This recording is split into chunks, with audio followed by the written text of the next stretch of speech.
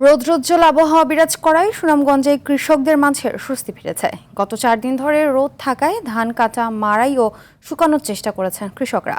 এরই মধ্যে কিছুটা কমেছে সুরমা নদীর পানি, তবে শ্রমিক সংকটের কারণে এখনও অনেক হাওরে পাকা ধান কাটা বাকি আছে। জেলার পানি উন্নয়ন বোর্ডের নির্বাহী প্রকৌশলী মোহাম্মদ হাওলাদার জানান, সুনামগঞ্জে আগামী 3 দিন মাঝারি থেকে ভারী বৃষ্টির পূর্বাভাস রয়েছে।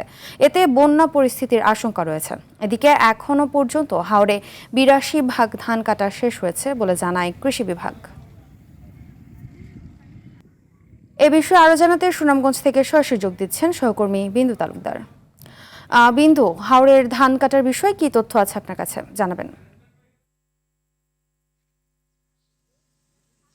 ধন্যবাদ ফারহিনা। যেমনটা বলছিলেন, গত 4 দিন সুনামগঞ্জের আকাশে রোদের দেখা মিলেছিল। কৃষকরা নিরাপদে ধান কাটা, মাড়াই, শুকানোর চেষ্টা করেছেন, কিন্তু আজ সকাল থেকে আবার হঠাৎ করে আকাশ মেঘাচ্ছন্ন দেখাচ্ছে। তাই কৃষকরা স্বস্তি পেলেও আবার সংকটের মধ্যে পড়েছেন। কৃষকরা জানিয়েছেন যে এখনও হাওরে বেশ ধান রয়েছে পানির নিচে।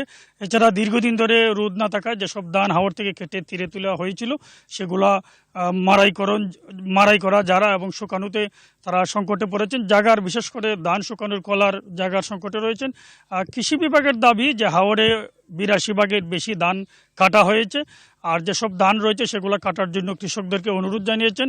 তবে কৃষক এবং কৃষক সংগঠনের দাবি যে হাওরে এখনও বেশ ধান রয়েছে, অন্তত 30 থেকে 40 ভাগ ধান এখনও হাওরে নিমজ্জিত আছে পানিতে, তারা কাটার চেষ্টা করছেন।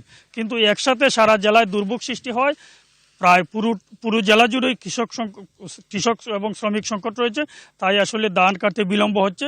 এছাড়া ধান শুকানোর জায়গায় সংকট থাকায় কৃষকরা আসলে একসাথে বেশি করে ধান শুকাতে পারছেন না।